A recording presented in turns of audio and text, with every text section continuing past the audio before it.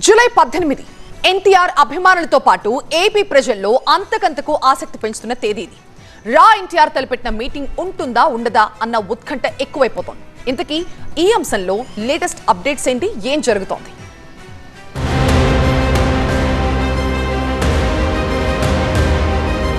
తిరుపతిలో రా ఎన్టీఆర్ మీటింగ్ పక్కన తగ్గేదేలే అంటున్న సాయి రూప్. ఎన్టీఆర్ అభిమానుల్లో చీలిక. పోలీసులు అనుమతిస్తారా లేదా? ఎన్టీఆర్ స్ఫూర్తితో 100 కోట్లతో మహాయజ్ఞం చేద్దామంటూ ఊరువాడ పేరిట పోస్టర్ రిలీజ్ చేసి సంచలనం సృష్టించిన రా ఎన్టీఆర్ సంస్థ ఈ నెల 18వ తేదీన తిరుపతిలో తలపెట్టిన మీటింగ్ పై ఇప్పుడు ఇలాంటి చర్చ జరుగుతోంది. అయితే ఎట్టి పరిస్థితుల్లోనూ తమ కార్యక్రమం ఆగేది లేదని TV9 తో స్పష్టం చేశారు సాయి రూప్. ఎవరు అడ్డొచ్చినా బెదిరించినా ఆపబోమని తేల్చి చెప్పారు. ఎవరో ఒకళ్ళిద్దరు బేస్లెస్ స్టేట్మెంట్స్ ఇచ్చి ఏవో కంప్లైంట్లు ఫైల్ చేసి మమ్మల్ని ఆపేస్తాం పొడి చేస్తాం అంటే అవన్నీ మేము పట్టించుకోము. మేము అవన్నీ పట్టించుకునే వాళ్ళం కాదు.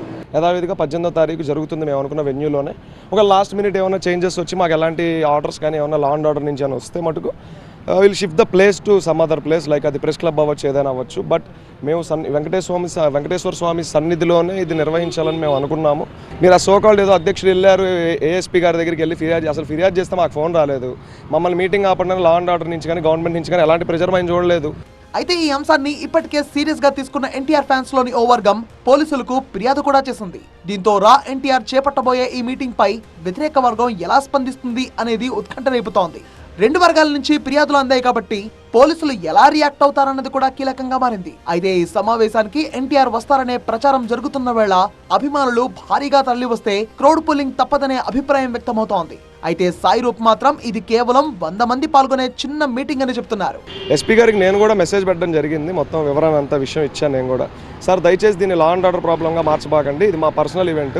క్లోజ్డ్ రూమ్లో ఒక 100 మందికి మాత్రం జరిగే ఈవెంట్ సార్ ఇది. ఫ్యాన్స్ కూడా ఏమి ఉండరు అక్కడ. పోలీసులు అనుమతిస్తారా లేదా అనే సందిగ్ధత కొనసాగుతున్న వేళ రా ఎన్టీఆర్ కార్యక్రమంపై ఎన్టీఆర్ అభిమానులు 3 వర్గాలుగా చీలిపోయినట్టు తెలుస్తోంది.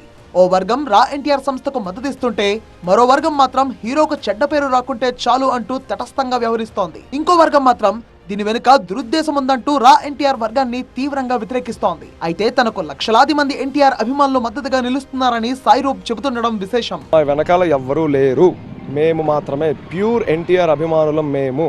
మీరు CBCIDలు వేసుకున్నా, కేసులు వేసుకున్నా, ఈడీలు వేసుకున్నా, IT రైడ్లు వేసుకున్నా మీకు అక్కడ ఏమీ ఉండదు. ఎందుకంటే కేవలం మా ఎజెండా సేవ మాత్రమే. అది మా హీరో గారికి మేము ఒక గిఫ్ట్ రూపంలో ఇస్తాం సేవని. Simple sir. మా వెనకాల నిజంగా ఎవరి కోసం ఉంటే అభిమానులే మమ్మల్ని ఈడ్చి కొడతారు. ఎందుకంటే ఇక్కడ మేము అబద్ధవాండాలం అవుతాం. వాళ్ళని మోసం చేసే ప్రయత్నం మేము ఈ జీవితంలో చేయం. అభిమానులకి రామారావు గారికి జీవితాంతం రుణపడి ఉంటాం. తప్పు చేస్తే మా తల తెగిదాంతో సమానం. మొత్తంగా ఇది రా ఎన్టీఆర్ నిర్వాహకుల మాట.